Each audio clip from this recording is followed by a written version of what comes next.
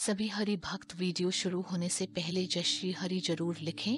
इससे जो फायदा होगा उसका आप अनुमान भी नहीं लगा सकते। इस वीडियो में नास्ट्रेडमस के सुप्रीम ने मुख्य रूप से नास्तिकों की अज्ञानता दूर करने के लिए बताया है कि भगवान ने आखिरकार भारत की आजादी में क्या योगदान दिया था। वैसे एक राज की बात यह भी है कि भारत को गुलाम भी भगवान की मर्जी से ही होना पड़ा था। क्यों और कैसे, जानने के लिए देखिए ये वीडियो।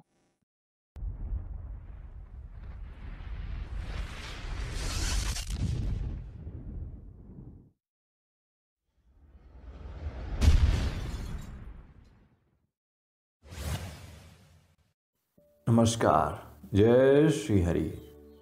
कुछ मूर्ख नास्तिक लोग पूछते हैं कि अगर भगवान है तो फिर भगवान ने भारत की आज़ादी में क्या योगदान दिया। वैसे तो मुझे इस मूर्खतापूर्ण सवाल का भी जवाब देने में कोई इंटरेस्ट नहीं है, लेकिन चूंकि लाखों करोड़ों लोगों के मन में ये सवाल उठता है तो फिर मेरे लिए इस सवाल का जवाब देना भी अति आवश्यक हो जाता है। इस सवाल का जवाब देने से पहले मैं उनसे एक सवाल पूछना चाहता हूं कि क्या आप जानते हैं कि भारत गुलाम भी भगवान की ही इच्छा से हुआ था। शौक लगा ना?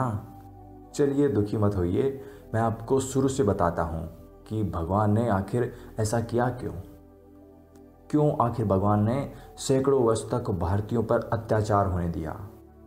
क्यों भगवान हिंदू नरसंहार पर नरसंहार आखिर करवाते रहे।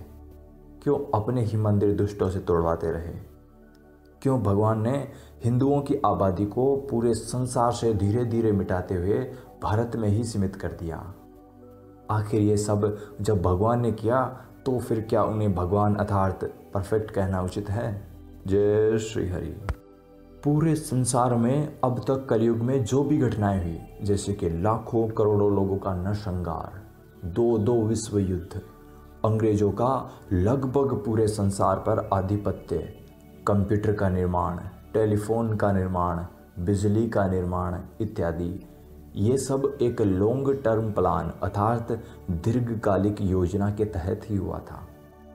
इन सब घटनाओं का मकसद केवल एक ही था और वो यही कि पूरे संसार में राम राज्य स्थापित करना, जो कि निकट भविष्य में भगवान मेरे ही शरीर को मोहरा बनाकर करने वाले हैं। राम राज्य की स्थापना भगवान तलवार के बल पर नहीं बल्कि दिव्य ज्ञान के बल पर स्थापित करने वाले हैं, जो कि भगवान ने अलग अलग स्रोतों से मेरे दिमाग में संग्रहित कर दिया है। अब चूंकि मेरे पास जो दिव्य ज्ञान है उसको पूरे संसार में फैलने के लिए कोई माध्यम तो होना ही चाहिए, जैसे कि इंटरनेट, क्योंकि बिना इंटरनेट के मेरा ये ज्ञान पूरे संसार में फैलने में हजारों वर्ष भी लग सकते हैं और तब तक हो सकता है कि मैं जिंदा ही ना बचूं, क्योंकि ये सतयुग तो है नहीं कि इंसान की उम्र 30-30 हजार वर्ष हो। हम लोग तो इस समय कलयुग में जी रहे हैं और इस समय इंसानों की उम्र मात्र लगभग 70-80 साल ही होती है। तो मतलब साफ है कि बिना इंटरनेट के राम राज्य की स्थापना हो ही नहीं सकती है। जय श्री हरि। इतिहास में जो भी नरसंहार हुए हैं, उन नरसंहारों में जिन भी लोगों को कष्ट पहुंचा, ये उन्हीं के पापों का परिणाम था और इसको मैंने एक वीडियो में विस्तार से समझाया है, जिसका नाम है हिंदुओं को एकता की नहीं बल्कि सुरक्षा कवच की आवश्यकता है। भगवान ने पापियों को सजा देने के लिए अपनी त्रिगुणी माया का उपयोग करके आक्रमणकारियों को तो केवल माध्यम बनाया था बस, लेकिन जिन आक्रमणकारियों ने ऐसा किया वो लोग चूंकि काम, क्रोध, मद, मोह, लोभ इत्यादि के वशीभूत होकर तथा अहम भाव लेकर केवल खुद के स्वार्थ के लिए ऐसा किया, इस कारण से वो भी पापग्रसित हो गए और वो लोग अभी तक नरक की भयंकर अग्नि में ही चल रहे हैं, चाहे वो नरसंहार करने वाले दुष्ट हों या फिर मंदिर इत्यादि तोड़ने वाले मुगल। मंदिर इत्यादि टूटने से भगवान का कुछ नुकसान नहीं होता है, नुकसान केवल होता है मंदिर तोड़ने वालों का, क्योंकि मंदिर तोड़ना भी एक पाप है।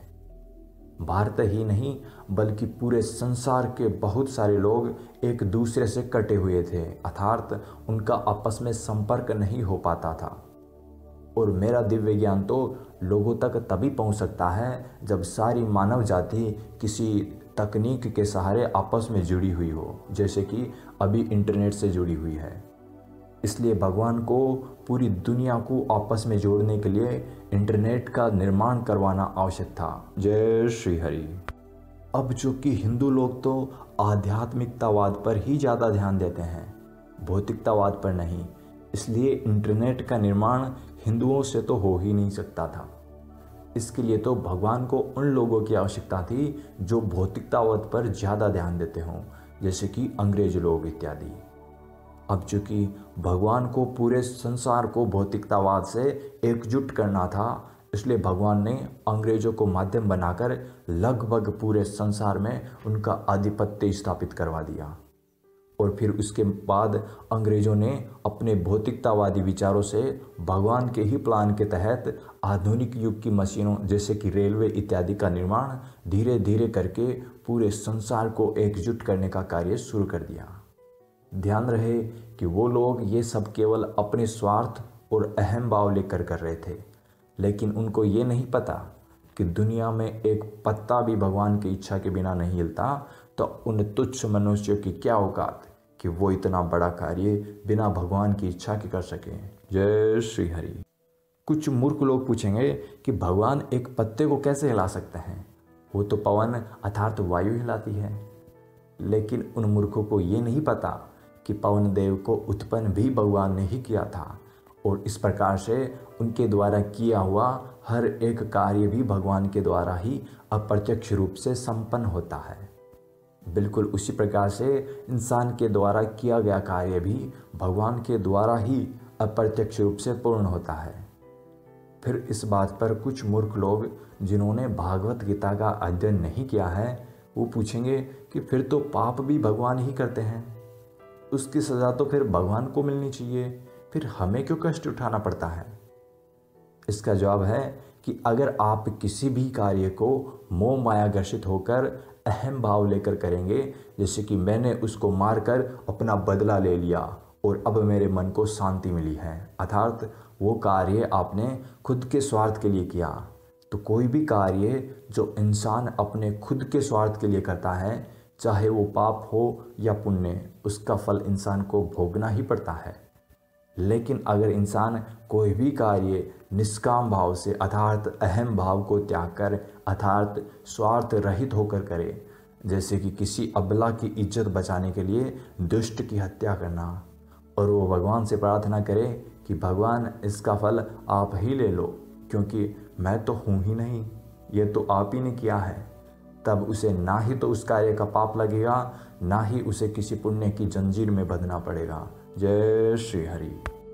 सारे संसार को एकजुट करने के लिए भगवान एक तरफ जहां अंग्रेजों को यूज कर रहे थे, वहीं दूसरी तरफ इंटरनेट के लिए अति आवश्यक बिजली का निर्माण करने के लिए भगवान ने निकोलस टेस्ला को मोहरा बनाना शुरू कर दिया।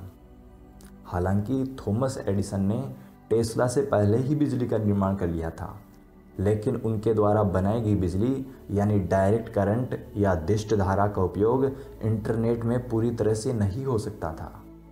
इसलिए भगवान ने निकोलस टेस्ला को माध्यम बनाकर अल्टरनेट करंट यानी प्रत्यावर्ती धारा का निर्माण कर दिया।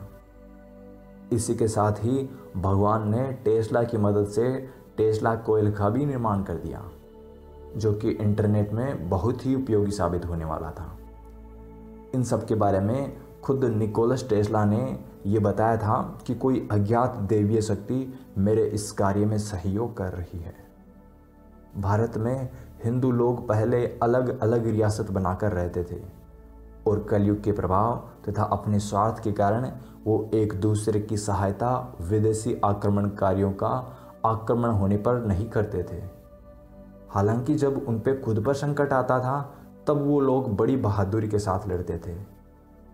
कहने का अर्थ केवल यही है कि उन लोगों में एकता नहीं थी। इस वजह से विदेशी आक्रमणकारियों द्वारा उन पर बार बार अत्याचार होते रहे। इसलिए भगवान को उन्हें एकजुट करने के लिए अंग्रेजों को माध्यम बनाना पड़ा और उनके पापों की सज़ा भगवान लगभग 500 वर्ष तक उन्हें मुगलों, अंग्रेजों इत्यादि को हथियार बनाकर देते रहे। जय श्री हरि। सन 1947 में जब भगवान को लगा कि भारत में अंग्रेज़ों की ज़रूरत अब ख़त्म हो गई है, इसलिए पहले भगवान ने दो विश्व युद्ध के जरिए अंग्रेज़ों की सैन्य शक्ति को कमज़ोर किया। फिर उन्होंने भगत सिंह, चंद्रशेखर आज़ाद, सुभाष चंद्र बोस इत्यादि क्रांतिकारियों तथा उनके द्वारा बनाई गई आज़ाद हिंद फौज के द्वारा अंग्रेज़ों को देश से निकाल दिया। ध्यान रहे कि महात्मा गांधी का आज़ादी में कुछ भी योगदान नहीं था, वो तो अंग्रेज़ों से मिले हुए थे और ये इतिहास का एक बहुत बड़ा षड्यंत्र था, जिसके बारे में विस्तार से मैं एक अलग वीडियो बनाकर बता दूंगा। भारतीयों को एकजुट करने के लिए भगवान ने फिर सरदार वल्लभ भाई पटेल को मोहरा बनाया और उनके द्वारा भगवान ने सभी रियासतों को मिलाकर अखंड भारत का निर्माण कर दिया, ताकि फिर से विदेशी आक्रमणकारी भारत को गुलाम ना बना सके। तो इस प्रकार से आपने ये अच्छे से जान लिया होगा कि भगवान ने भारत की आज़ादी में आखिर क्या योगदान दिया था। भगवान के राम राज्य के निर्माण की योजना का बाकी हिस्सा मैं एक अलग वीडियो बनाकर आप लोगों को बता दूंगा। जय श्री हरि।